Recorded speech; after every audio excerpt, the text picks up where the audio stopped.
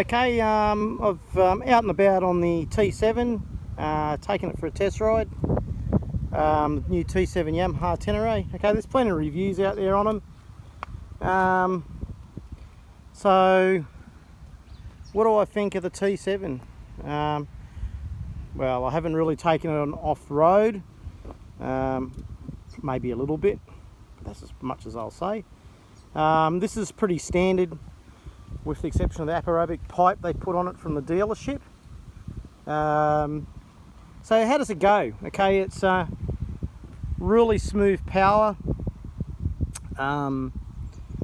It seems pretty low geared. I know you could change that. Around about 120, it's doing around 5.5 RPM, which seems pretty revvy.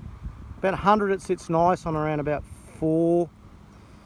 Around 110 around about 4.5 or 5. So yeah, it feels like a big dirt bike. It just feels like a big dirt bike. That's what it feels like. Seems to handle pretty well in the twisties. Seems to feel pretty planted. When it comes to weight distribution, it doesn't feel like the weight's up high, but it also doesn't feel like the weight's down low. So I know that sounds a bit funny, but the weight seems, I guess, centrally located. So I'm only 5'5", and I can only just tippy toe on the ground, but apparently you can get a low seat and you can put the forks up through the triple clamps. All the suspension's fully adjustable. I think it's adjustable on the front. Brakes are phenomenal. The brakes on this are just really good. The brakes work fantastic. Something I don't like straight away on this is, I mean, it's very simple, but where you change everything is through this little select button, and that changes all your, so it changes your, there you go, your temperature, changes, you know, your average fuel consumption. What else does it do? So there you go, it changes a few things. You've got the time there, your gear indicator's up there. Very basic, but it's really hard to select that while you're riding. You've got to actually take your hand off the left hand to sort of select it, which is a little bit annoying, but anyway, it's alright. I like the idea that you've got this bar here, so you can put your phone there or your GPS. You've got a 12-volt socket, comes with a bash plate, so it comes with hand guards, so it comes with pretty much everything on it.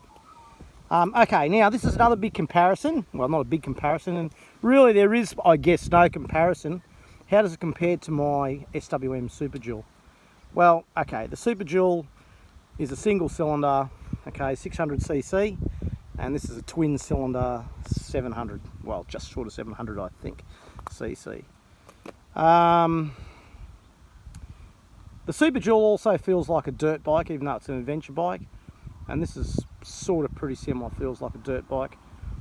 Mine actually sits along the road just as well as this does, even though this is a twin. I suppose my gearing is a little bit up high, seems to be lower, so if at 120 I'd be sitting on, say, 5 or something like that, so this seems to be a bit higher, but you could easily change that with gearing. You could change the sprockets, but you know, it's 17 grand or something like that. Superdual's 10.5.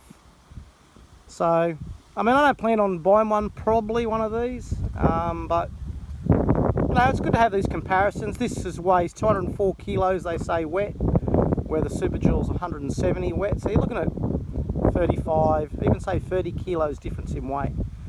And that's nothing when you're riding along the road, good fire trails.